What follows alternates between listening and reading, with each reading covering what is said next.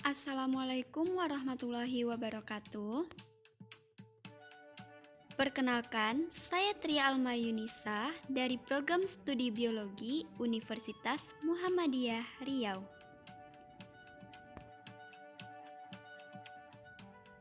Di sini saya akan membahas beberapa materi biologi molekuler, yaitu tentang kejadian pasca transkripsi pada eukariot yang terdiri dari splitting, capping, dan poliadenilasi.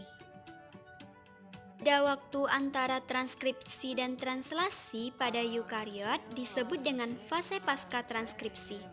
Pada fase ini terjadi beberapa proses, yaitu splitting, poliadenilasi, dan capping. Yang pertama ada splitting. Splitting merupakan proses pemotongan dan penyambungan RNA. Transkripsi gen eukariotik menghasilkan pembentukan mRNA primer. mRNA primer memiliki urutan pengkodean yang disebut dengan intron dan urutan non-pengkodean yang disebut dengan ekson. Splitting adalah fenomena di mana intron dihilangkan dan ekson bergabung bersama untuk membentuk mRNA matang. Pada gambar dapat dilihat, pada proses transkripsi, pada mRNA sequence terdapat ekson dan intron. Pada proses splitting, intron dihilangkan sehingga terbentuk transkrip matang dari mRNA. Intron pada primary mRNA dipotong dengan mekanisme reaksi dua langkah yang dilakukan oleh partikel ribonukleoprotein yang disebut dengan spliceosome. Intron yang dipotong memiliki gugus 3 aksen hidroksil. Fenomena penyentingan tersebut diketahui selalu terjadi pada ujung 3 aksen dan tidak ada pada ujung 5 aksen, dengan orientasi 3 aksen ke 5 aksen. Atom fosfor antara 2 aksen dalam produk yang disambung berasal dari situs sambungan 3 aksen. Intron, intermediate, dan splicet mengandung nukleotida bercabang. Spliceosome akan mengikat ujung 5 aksen dan 3 aksen dari intron, membentuk lengkungan, kemudian memotong intron tersebut. Hilangnya intron akan membuat aksen bersatu sehingga pre-mRNA menjadi mRNA. Proses selanjutnya yaitu poliadenilasi atau penambahan gugus poli A pada ujung 3 aksen mRNA. Transkrip mRNA pada eukariot juga mengalami pemrosesan dalam bentuk penambahan poli A atau rantai AMP pada ujung 3 aksen sepanjang kurang lebih 200-250 nukleotida. Penambahan poli A tersebut ditambahkan pasca transkripsi.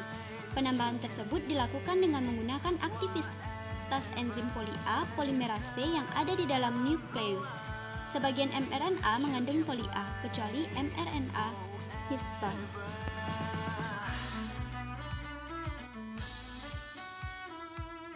Selanjutnya, poliadenilasi dilakukan pada prekursor mRNA bahkan sebelum terjadi terminasi transkripsi.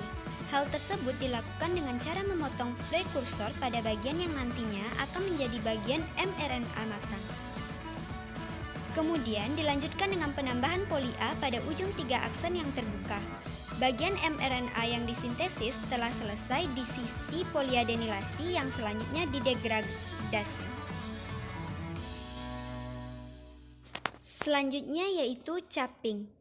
Capping merupakan penambahan tudung atau capping pada ujung 5 aksen mRNA.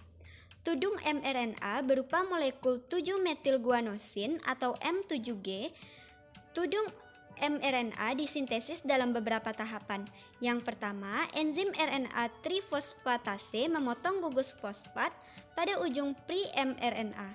Kemudian enzim guanilitransferase memotong gugus fosfat pada ujung pre-mRNA. Kemudian enzim guanilitransferase menambahkan GMP atau guanosin fosfat. Selanjutnya, enzim metiltransferase melakukan metilase tudung guanosin pada N7 dan gugus 2 aksen 0-metil pada nukleotida ujung tudung tersebut. Selanjutnya, Proses penambahan tudung tersebut berlangsung pada tahapan awal transkripsi sebelum transkrip mencapai panjang 30 nukleotida. Tudung mRNA mempunyai 4 macam fungsi, yaitu pertama, melindungi mRNA dari degradasi. Yang kedua, meningkatkan efisiensi translasi mRNA. Yang ketiga, meningkatkan pengangkutan mRNA nukleus ke sitoplasma. Dan keempat, meningkatkan efisiensi proses splicing mRNA. Tudung M7G berikatan dengan mRNA melalui ikatan trifosfat. Tudung tersebut juga meningkatkan efisiensi translasi karena ribosom dapat mengakses mRNA melalui satu protein yang menempel pada tudung. Dengan demikian, jika tidak ada tudung, maka protein yang melekat pada tudung tidak akan menempel. Hal itu akhirnya akan mengurangi kemungkinan ribosom untuk menempel dan melakukan translasi. Terima kasih telah menyaksikan.